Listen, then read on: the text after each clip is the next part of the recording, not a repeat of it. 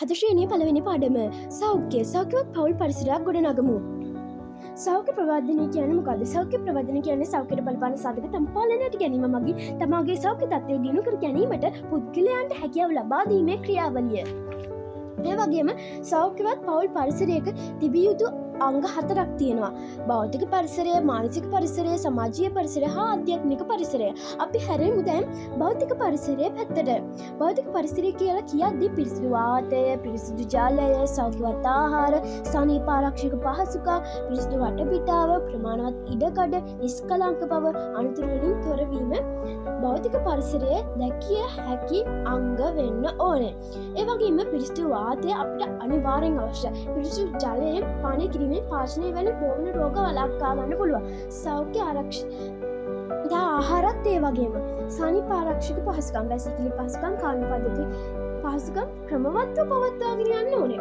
පිරිසිදු වටපිටාවක් තියෙන්නත් ඕනේ. ප්‍රමාණවත් ඉඩකඩ තියෙන්නත් ඕනේ. ඒ වගේම අපි බලමු මානසික පරිසරය කියන්නේ මොකක්ද කියලා.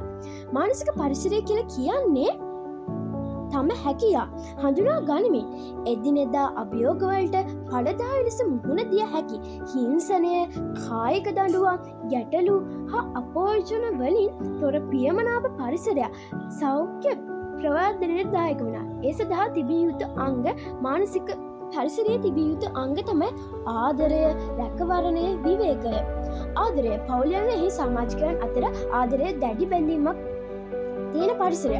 පවුලේ සමාජිකයන් අතර බැඳීම ඉතා ශක්තිමත්.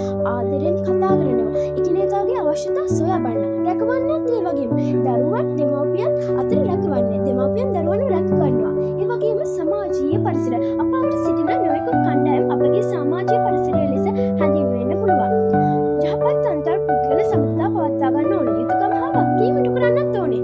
පළදායි සංනිවේදනයක් තියා ගන්න ඕනේ. නීතිගරුක බව, කණ්ඩායමක් ලෙස ක්‍රියා කිරීම සහ එකිනෙකාට ගරු කිරීම සමාජීය පරිසරයේ තිබිය යුතුම අංග 5 වෙනවා.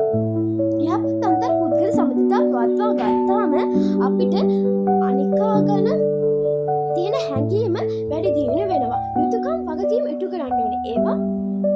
ඒවා තුලින් අපි යහපත් පුරවැසියෙක් වෙනවා. පළදායි සංනිවේදනය තියාගන්න ඕනේ. නීතිගරුක බව අනිවාර්යෙන් වැදගත් වෙනවා. කණ්ඩායමක් ලෙස ක්‍රියා කරන්නත් ඕනේ. ආධ්‍යාත්මික පරිසරය තමාන්ගේ නිවසේ හා ආගමික ස්ථානවල ආගමික වතාවත් ඉටු කිරීම, අසරණයන් පිහිටවීම, සතුට කරුණාවෙන් සැලකීම, සුදුසු භාවනාවක යෙදීම, යෝග ව්‍යායාම වල යෙදීම, සබා දහම ආරක්ෂා කිරීම වැනි අංග ලක්ෂණ සහිත යහපත් ආධ්‍යාත්මික පරිසරයක් තුළ කායික හා මානසික සෞඛ්‍ය ආරක්ෂා වෙනවා. පවුලේ සෞඛ්‍ය ප්‍රවර්ධනයට ගත යුතු ක්‍රියාමාර්ග මොනවාද? පවුලේ සෞඛ්‍ය ප්‍රවර්ධනයට ගත යුතු ක්‍රියාමාර්ග 5ක් තියෙනවා. පවුල් සෞඛ්‍ය ප්‍රවර්ධනය සඳහා ක්‍රියාමාර්ග ගැනීමට ප්‍රධාන තේමා 5ක් ඔස්සේ සිදු වෙනවා. ඒ තමයි සෞඛ්‍යවත් ප්‍රතිපත්ති ඇති කර ගැනීම, දැනුම හා නිපුණතා සංවර්ධනය කර ගැනීම, සෞඛ්‍යවත් පරිසරයක් ඇති කර ගැනීම, ප්‍රජා දායකත්වය ලබා ගැනීම, සෞඛ්‍ය සේවා වලින් ප්‍රයෝජන ලබා ගැනීම. උදාහරණයක් විදිහට ගත්තොත් ක්‍රියා සංකල්පය, reduce, reuse, recycle කියන සංකල්පය භාවිත කරන්න පුළුවන්. කසල නිසි පරිදි වෙන් කර බැහැර කරන්න ඕනේ. සෞඛ්‍ය පිළිබඳ දැනුම නිපුණතා සංවර්ධනය කරගන්න කොහොමද?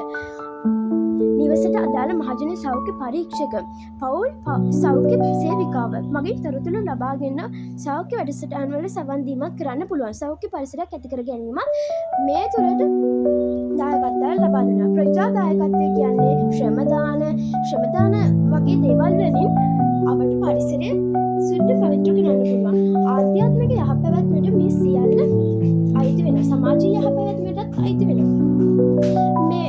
මේ වගේ දේවල් වලින් සෞඛ්‍ය පිළිබඳ සංකල්පයේද පැහැදිලි වෙනවා. සෞඛ්‍ය ප්‍රවර්ධනයට ගත යුතු ක්‍රියාමාර්ග 5 මෙහෙම කියනකොට අපි බලමු සෞඛ්‍යවත් පවුල් පරිසරයක් පවත්වා ගැනීමට ශිෂ්‍යයෙකු ලෙස අපට කරන්න පුළුවන් දේවල්. පවුල තුළ අපේ වගකීම් ඉටු කිරීම, දුම් වැඩි, මත්පැන්, මත්ද්‍රව්‍ය වලින් වැළකීම, විවේකය යහපත් වල පළදායි ලෙස යොදා ගැනීම, සෞඛ්‍ය පණිවිඩ නිවසට ගෙන ඒම.